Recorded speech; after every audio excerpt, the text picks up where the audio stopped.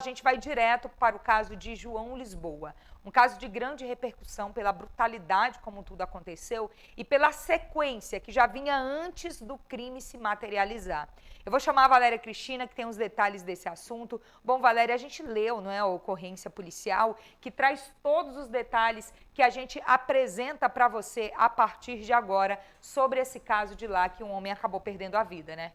Bom dia, Mônica. Bom dia para quem nos acompanha. Pois é, nós conversamos com a Polícia Militar, né? O 14º Batalhão foi quem atendeu essa ocorrência. Esse caso aconteceu ontem à noite, já quase no final da noite. A polícia foi até o local e aí, segundo o relatório da polícia, a vítima foi identificada como Adriano Alves de Almeida, de 30 anos de idade.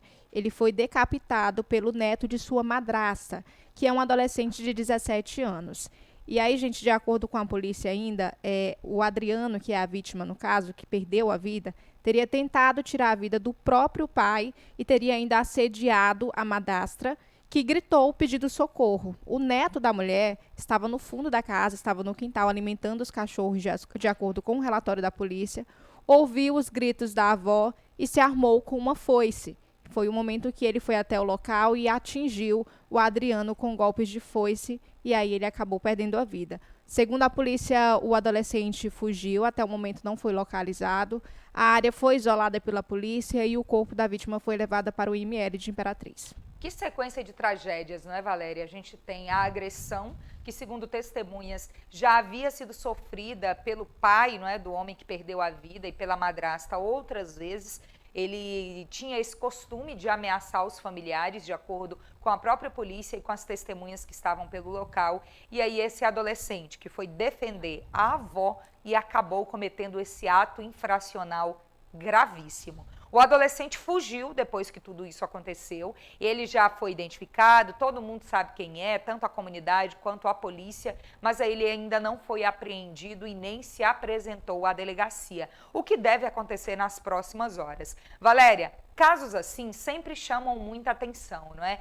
Se traz discussões que nem cabem aqui nessa notícia especificamente, como legislação, maioridade penal, mas o caso é que é uma sequência de tragédias. Então, de todas as formas, a gente está falando de uma notícia muito triste. Primeiro, pelas ameaças que essas pessoas já viviam, depois pelo envolvimento do adolescente que foi defender a avó e agora também como é que fica essa família. Uma tristeza, não é? Exatamente, gente, uma tragédia, né? Um atrito familiar, segundo como a Mônica falou mesmo, as próprias testemunhas, vizinhas ali que moram na região, relataram que a vítima, né, que perdeu a vida, ele era agressivo, que ele já teria ameaçado os pais, no caso o pai e a madrasta, outras vezes. E aí ontem, segundo o próprio relatório da polícia, ele chegou agressivo na residência e ele tentou contra a vida do próprio pai, depois assediou a madrasta. A gente não pode falar algumas coisas que está no relatório aqui por conta das políticas do Instagram, mas lá no nosso site vocês podem ver a matéria com todas as informações completas. E isso estava no relatório da polícia, né?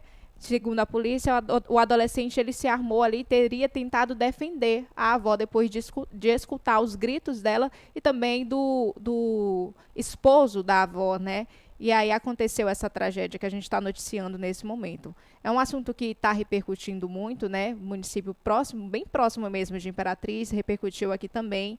E aí são vários comentários que a gente vê na postagem em relação a esse assunto, né? Em relação a esse caso. Isso, uma tristeza muito grande tudo isso. A gente vai seguir acompanhando agora o trabalho da polícia no sentido de conseguir apreender esse adolescente, levá-lo para prestar depoimento, como determina também a legislação para casos assim. Imperatriz Online.